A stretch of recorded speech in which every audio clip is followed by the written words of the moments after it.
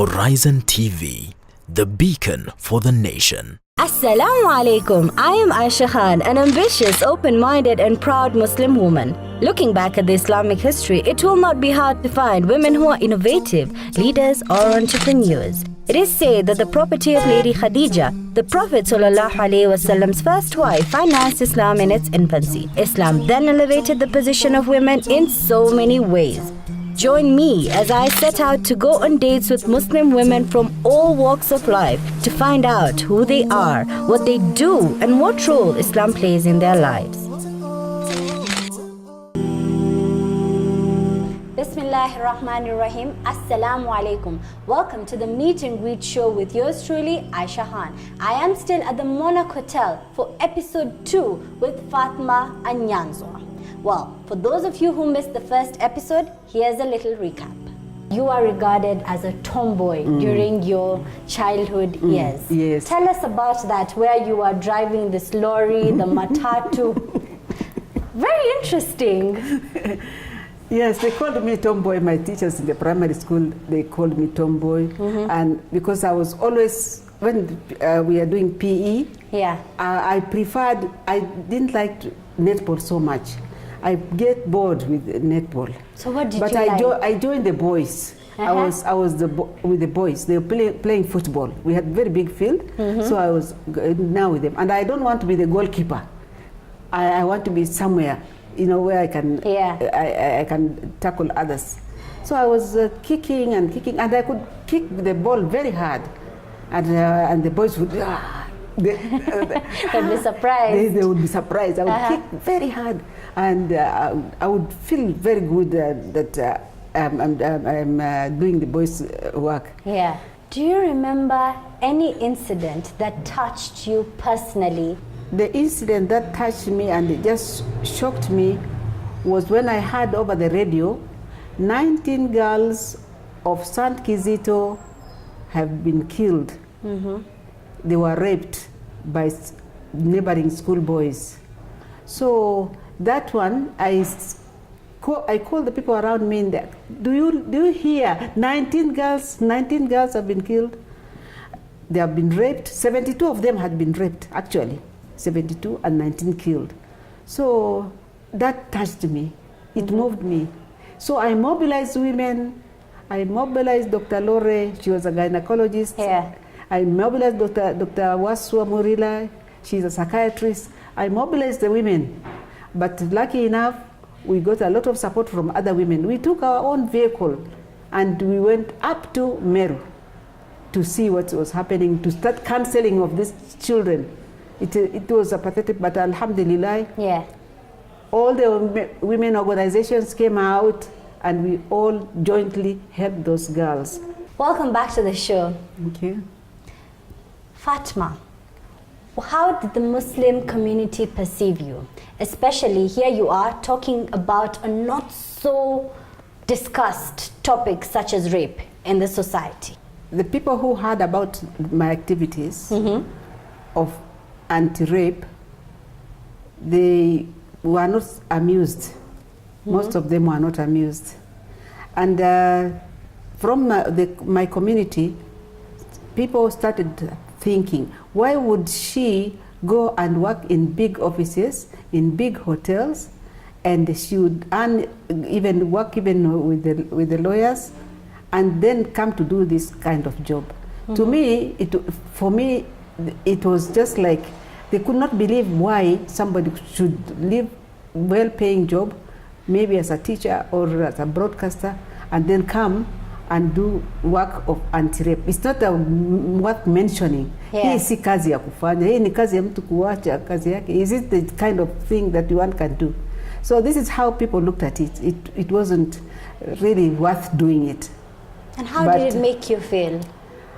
I knew what I was doing with a little knowledge of how to deal with it now, where to take the cases to. I felt I knew what I was doing because I know where the problem has been there since my grandmother's time, and the problem exists and something must be done about it. And now to make it worse, it is the law enforcers, the police, who are also perpetrators of the crime. Which brings me to the next point. You risked state and police brutality in the single-party era where not many would come in front and confront the government. You did that. Yes. Tell us what happened after that. Yeah, I staged a demonstration in front of the court, and then I was arrested by police, and that is the time that John Ouko's body had been found. There were cases going on about disappearances, about labor unrest, and student union unrest. So when I staged this demonstration, I was arrested by the police. In fact, the CID had come on plain clothes, and they found me with a placard saying, "No rape, no rape, no justice was done, no justice was done." Then they told me, "What are you doing here? You're coming to display instead of you going to buy to sell mbogas and nyanya.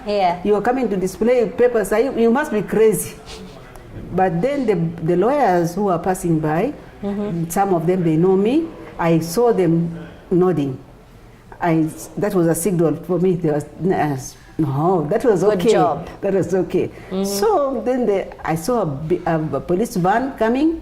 There will be the contingent of police, and they grabbed me and they beat me thoroughly. But while they were beating me and harassing me, there was a reporter from the Nation newspapers. He was now capturing, and I was struggling with the police so that I could be viewed. So he caught this picture, which you will see, of me being forcing my way away from the police. And then he took the picture very fast, and he rolled the film, and he threw it to another colleague. And then when the police came to him, he had already given it. And that is where the picture appeared. I respect the media for the work that they do. All the media, I respect them very much. So then they started giving publicity, but now international bodies started interfering. They say that Fatma should be released, and Kenya government should protect Fatma along with other women. And also they mentioned about the St. Kizito cases and the rest. She is protecting people, and she should be protected, and it should be released. So it entered null procedure, and then with that one, it took me also to Hague. I was invited to Hague to go for a preparatory course for a human rights conference, which was supposed to be in Vienna. So that earned me a ticket to go to Vienna, and I was there with Wangare Maathai, Marehemu, and Gatabaki, and Imanyara, and all those people. And also on the government side was Attorney General and his team, and that is where I did a very big display outside the court. Stop rape. In red. Again, you took it from Kenya and then all the way to Hague. Yes, I was now in the Hague, and stop rape. And then I saw the government representative. They came there, Kina Olentimama. They came there, and when they saw this one, I think one of them said, "Fatma must be here." Fatma must be here. And then so truly I was there. So people really respected us and gave us a lot of attention, and newspapers that we are the people who are bringing change. And the Kenya government had been accused of violation of human rights, and it was now their Kenya government was supposed to protect the records of Kenya, because the policemen have been known to be raping, and there are other disappearances, and so we got a lot of publicity, and the case was then nullified. I was there with Nancy Baraza. I was there, and Nancy came and told me this case has entered null prosecute, that it's been dropped. So Alhamdulillah, now people are free. They can say what they want to do. True, at that time there was no freedom of speech. Yeah, but Alhamdulillah, I'm grateful to the lawyers who came. 21 lawyers registered to defend me in Kenya. And Wow, I that is became a an very big example achievement. of how influential one person can be to command the respect of these 21 lawyers, others registered again to add to that number. And it has brought the changes that you can see today in Kenya. And the women are doing very well in the government and wherever it is. They're enjoying because people have opened the doors for them. Thank you very much, and congratulations on that. Yeah, thank you. Why did you decide to venture into politics in 1997, competing for the seat of MP of Langata against Raila Amolo Odinga? I must say, you're a very daring character, very daring lady. Kibra comprised of Langata constituency. Now it is Langata separate and Kibra separate, but it was one constituency. So we are the first residents in Kibra. These are the Nubians. It used to be our place. For it's a Nubian settlement given by the British government. So when we noticed that we were very generous as Muslims, inviting people. Now we have been overnumbered by the others. And in fact, there was one time we were told, Manubi must go, and Manubi must go, and we were chased out of the place. So now, for me to become, I was now thinking, how can I help my people to protect them? Maybe through the courts. I'm not a lawyer, I'm not a doctor, and now it's maybe through politics. I can become somebody in the who can now protect the rights of Kiberians. And represent their problems. Problem. So now that is when now I vied 1997 against Raila. And of course, obviously, he had more votes than me, and I thank him for that. He did very well, but I tried. And I was also, at that time, the vice president of the Kenya Social Congress, of which George Anyona, the late, was the chairman. So I was a presidential running mate of Anyona. If he was to become, his team was to become president, his party, then I would have become the vice president of Kenya. Wow. But that is incredible. But Raila took it all, and I'm so happy for him, and we are his subjects. I must mention, you are not a small-time woman. Looking back, tell us about your achievements. That today, you know, you look back and you're like, yes, I did it, and I made a change for this country, Kenya. I felt I had made an achievement when I was met by a police officer at night, and he called me by my name, Fatma Anyanzwa. I wondered, who is that calling me? And he said, oh, I am a police officer. Had I not known that is you, I would not have passed my Kiganjo test. Kiganjo was a morning breakfast, warm up. And they bring all the pictures of who is who in Kenya. So he said, if I had not passed your name, I would not have been given my certificate. So I thought I was, this is, and then I went to Kilimani police station, and I met a policeman who told me, excuse me, I know you Muslim, you don't hang, but he lifted me up. Oh my. And he said, Mama, I respect you, this is with respect. So I thought, and then everywhere I go, I get very good salute in the prisons. I used to go there for counseling of inmates, Waliwafungwa police. I used to, and I would give, and National Youth Service came to Kibera to build their toilets and the rest. And then one of their bosses came there, and he found 15 of the young boys there, and he said, do as I do. He had lined them up, and then she came and big salute. And then they told them, do as I am doing. So when I go to the police station, they would say, this is our boss. You don't know her. So and then I knew that the work has been recognized, and that we are being respected as an organization. And now I'm so happy that today there are many gender desks We can see our women flying.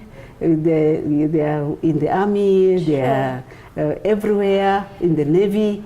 So it's just because we open the door and they are able to do well. And I'm grateful for that.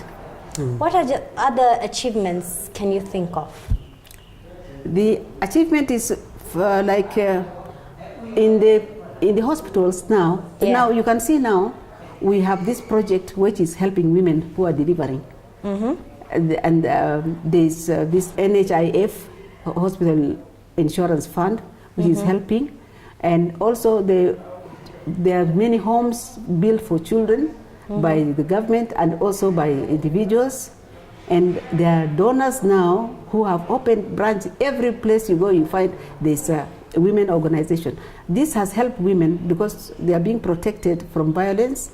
They are doing businesses. You'll come and see them in their places of business. Yes, and, sure. Their children are going to school well, and mostly women. And I would want also to mention that Kibra was a home for the orphans and the widows, because those are the people who died during the war.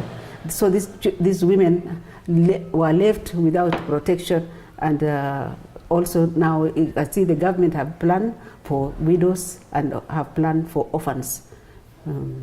I must also mention you are amongst the first women to introduce the sex kit.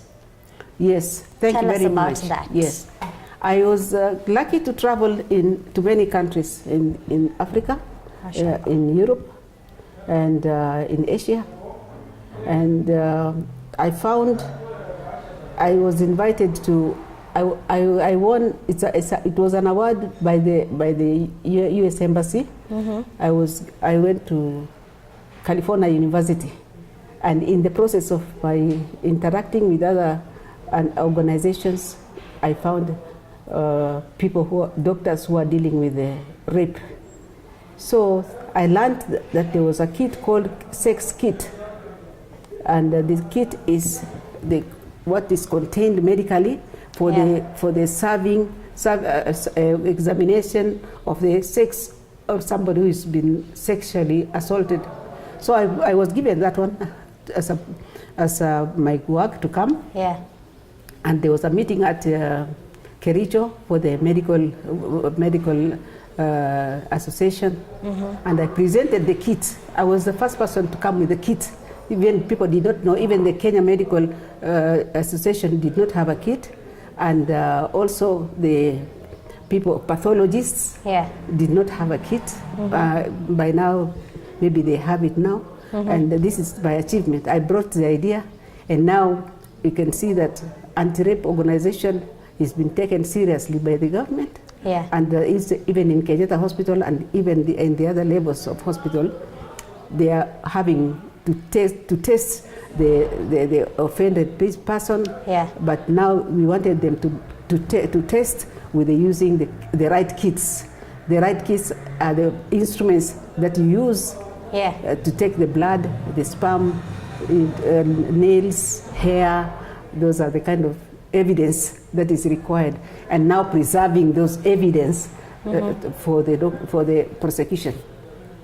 Fatma, there are a lot of women surrounding you that looked up to you and still look up to you as their mentor, and also who fought with you in the struggle against sexual violence. Well, we will be taking a short break, so do not move a muscle, as now I am headed to Kibra to meet and greet with a few women who supported Fatma Anyanzwa during her struggle.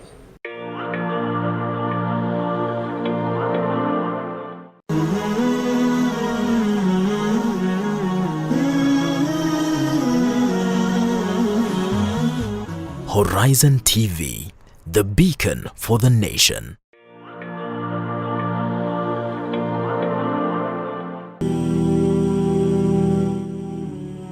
Welcome back to the show. I am at Kibra, joined by 5 lovely ladies.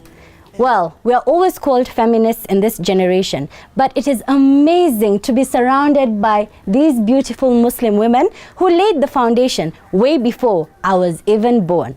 Welcome to the show. I'm joined by Mama Hamza, and then by Mama Grace, and Mariam Alambo, then I have Zuhura Sabit, and our very own Shuja, Fatma Anyanzwa. Welcome to the show. Thank you. We are very honored to have you on board. And now, you have all seen Fatma as a very young girl, and to us she is a Shuja, and also all of you are our Shujas. How would you describe Fatma when she was a young girl? I will come to you, Mama Hamza. How do you remember her? I can remember her. She was very sharp, not rough, but you cannot beat her. She's always there. Yeah. Whatever you want to her, she's there. She's always ready. And you, Mariam Alambo, what do you remember about her? I also remember Fatma as a very lovely girl. Uh-huh. When we were in school, she was very cooperative. Mm-hmm. She always wanted to do the best.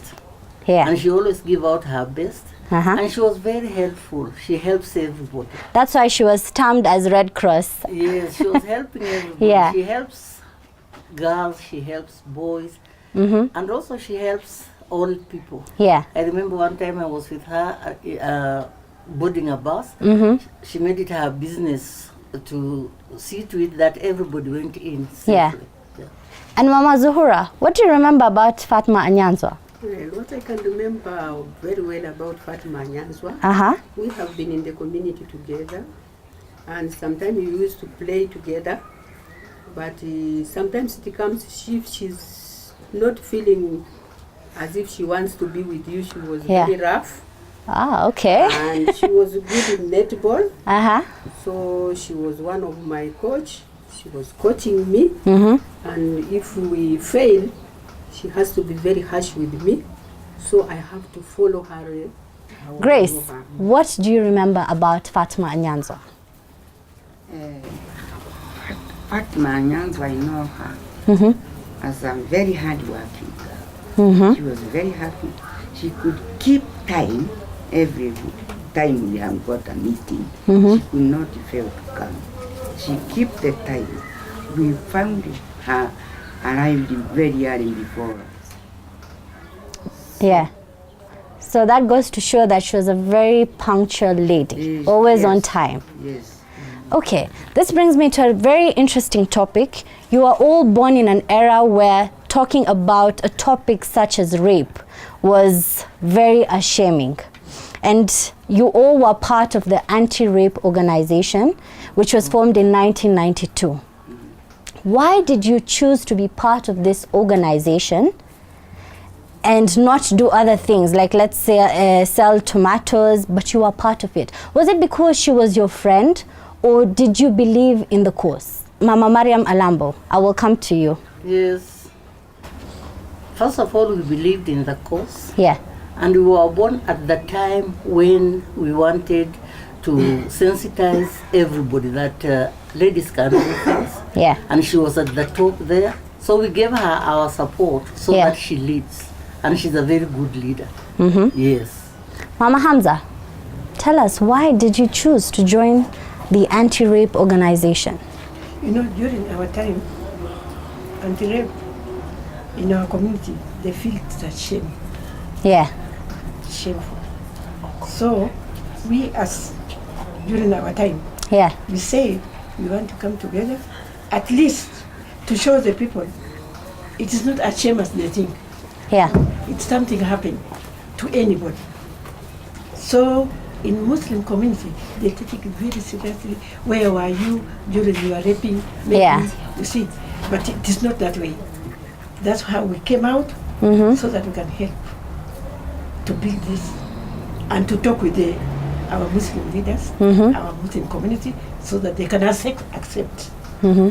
The raping is there. Yeah. Whether they like it or not, the rape is there. And we must talk about We such must talk about pertinent it. issues. Mama Zuhura, why did you decide to join this anti-rape organization? The reason why I joined Kenya Anti-Rape, Mm-hmm. in the community, Yeah. I saw how people have been suffering.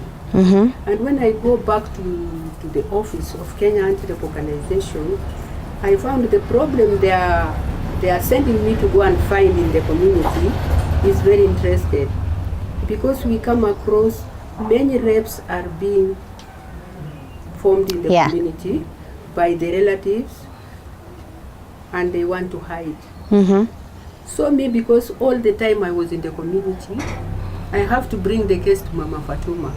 Today, I was talking with my neighbor, and she has a daughter who was raped. Oh my. And she doesn't want the husband to know, because the rape was among the relatives. So they want to hide it, not to be known. So when I explained to Mama Fatuma, he told me, no, we can't hide so many things. You have been trained in the organization as a social worker, and you are a counselor. I would like you to go back, try to counsel these people, and to see you assist the person who was raped. And from there, I would like you to know, what are you going to do next? And then I have to tell her what I'll do next. And from there, I have to go to police. And then I took her word. I went to the hospital. The lady was treated. From there, I went to the police. Reaching the police, it was very challenging. They told me, how comes you come with such a case? You talk about rape. What is rape? Is it the first thing you have heard of it? Is it very funny? I said, no. It is not funny, but we have to assist the young one. The way she was raped, now I have brought the case to you. And then I met the OCS. She told me, now you will come tomorrow. So wow, so they didn't take it as a big issue back then. They didn't take it as an issue. And then I came to Mama Fatuma. I told Mama Fatuma I went there, but it seems as if they are not interested to take my case. And going back to the community, they could not accept the girl to be there. So I came to Mama Fatuma. He told me, we have trained you. You have to look for a shelter. I said, wow. So what do I do next? This work is very difficult. What I do? She told me, you have all the ideas. Try your best. So I looked for a shelter. I was told that girl will be there just for a short time. And then I have to come and take the girl back. Where am I taking her? I came back to Mama Fatuma. So Mama Fatuma, what can I do? She told me, you have to go back to the community. Try to counsel the family until they can accept the girl back. We want them to be together. Shelter will not help us much. So to me, shelter was a best place to me, but ideas from Mama Fatuma, she said no. So I went back and counseled the mother and the father. And I told them, now, as far as we are doing that case, we have to accept the child. And it is not very funny, and she didn't want to be raped. So that was a bad luck. I can see all of you are here together, and you all met very many years ago, but you're still together supporting each other. How important is it for women to support each other in their struggles? I will come to you, Fatma Anyanzwa. You haven't spoken much today, but how important was it for all these women here today and many others who are not here in the panel to support you? Thank you very much for that question. It is very important for these women here, and I thank them very much for having helped me, and urge others also to do the same. Because rape is a sexual offense, and that affects mostly women, and the sexual part of women, which is the reproductive health, is a problem of women. Therefore, we need to have more sympathy from women, and also we have to have sympathy from men. Yeah. because of production is very important. Is that if anybody is raped, she can get HIV, AIDS. Her urinary tract may be infected. Her uterus may be affected. Yeah. And the whole population will be affected. Because it's a production, and the way God made it, that a woman should have safe sex, and that is to say, you should have in marriage, Yeah. and not in extramarital or in rape. Without these women here today, you would not be able to do it alone. So we say thank you very much to all of you here. And I will come to you, Mama Hamza. Why do you think it is important for women to support each other? No, all the women face the same problem. We as women, we have to help ourselves. That's why we came together, we work with Fatma. So that, not helping also, you have to learn from the other one.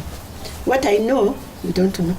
True. What she know, we have to come together and we learn from others how to tackle the problems. Because everyone is having problems, especially women. That's why we came together. After anti-rape, we have to empower the women. Very true. To empower the women. Also, at the end of the day, that woman have to do something for herself. Not all the time begging. It is not peace. It doesn't let peace in the house. A woman is a very important person. A woman. Me, as I told you last time, when you don't have something to do, gossiping around, it's not easy, not good. There's something they said, it's a devil worship. An idle mind is a devil's devil worship. worship. Yes. And also women, if you have something good, please don't keep it for yourself. At least pass it to the other women. It will help. Very true. That's why I really thank this lady. She's my mentor. After all this, we started many groups after anti-rape. Yeah. This one, Interfaith Women for Peace. That's similar to that one. Interfaith Women for Peace. It's bringing peace at home. Yeah. The same as that one. Wow. I really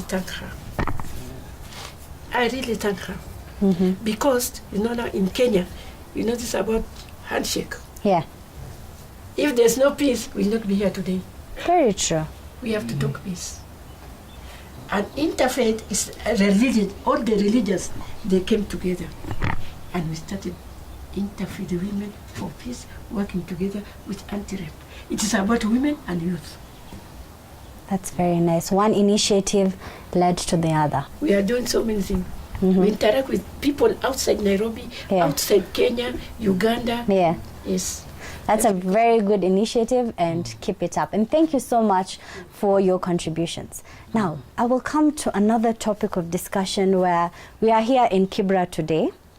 And I heard it was not as it is now. Today it is one of Africa's largest slums.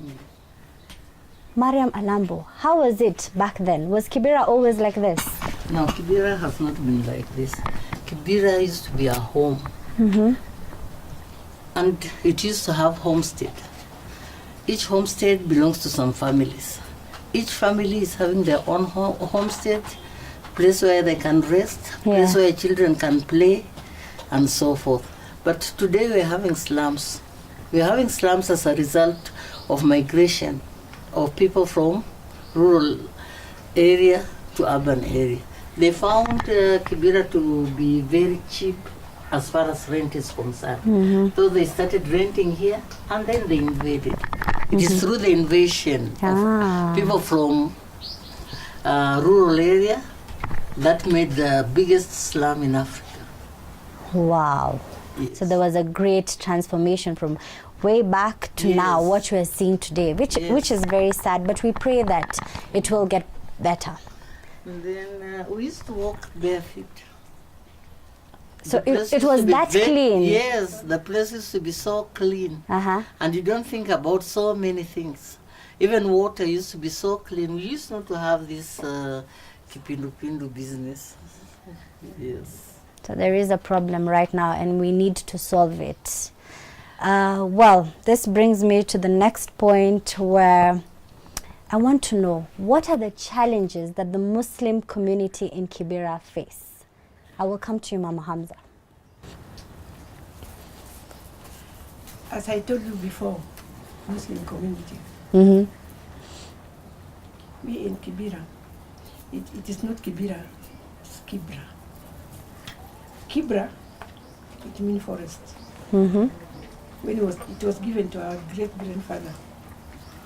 But now, the life is very hard. And we as Muslim, we have our own culture. Tabia zimebadilika because we are mixed up. Long time before, during our time, when we were born, we have our respect, like me and her. But now, our grandchild, they don't have respect like us before because of mixing with others. Yeah. Not bad, but somehow.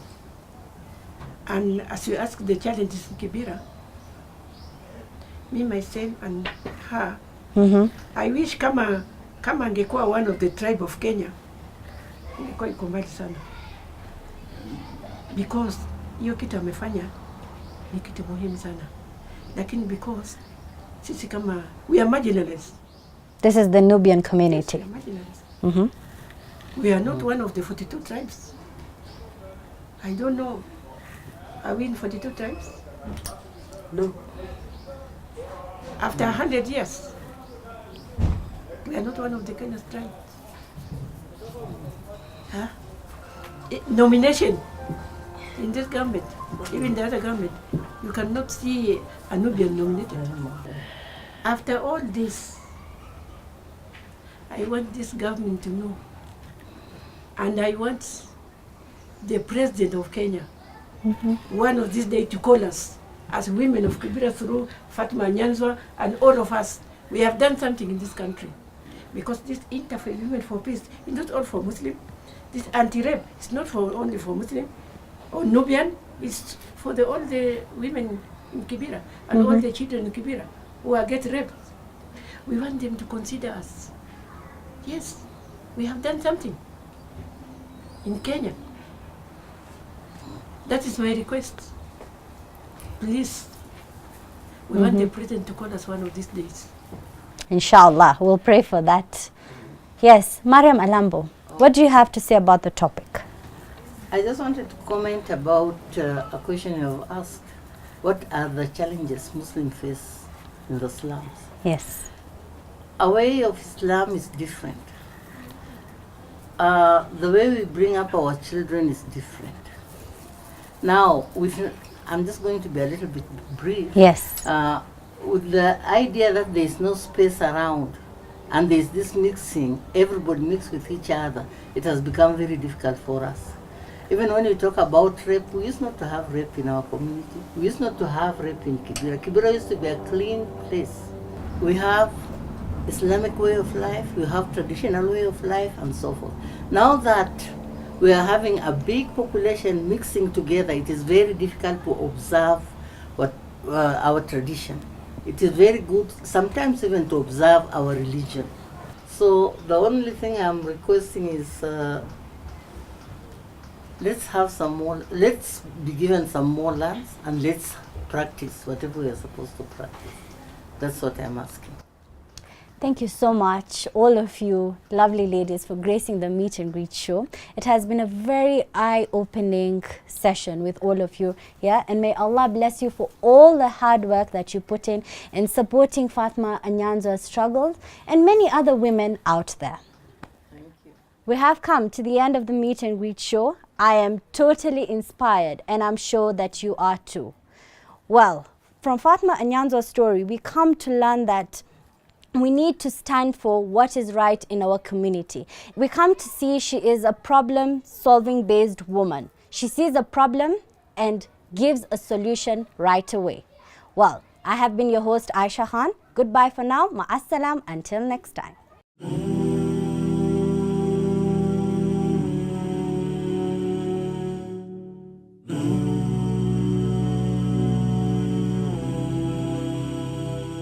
Everything I have, everything I own, everything I eat is thanks to you.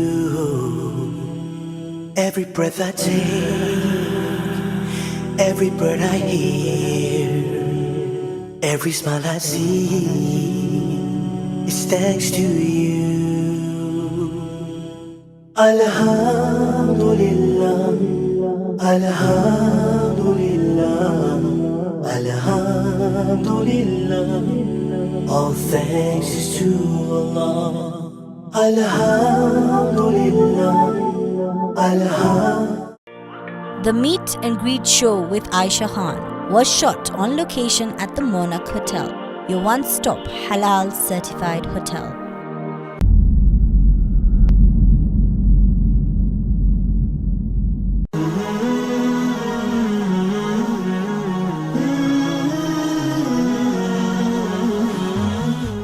Horizon TV, the beacon for the nation.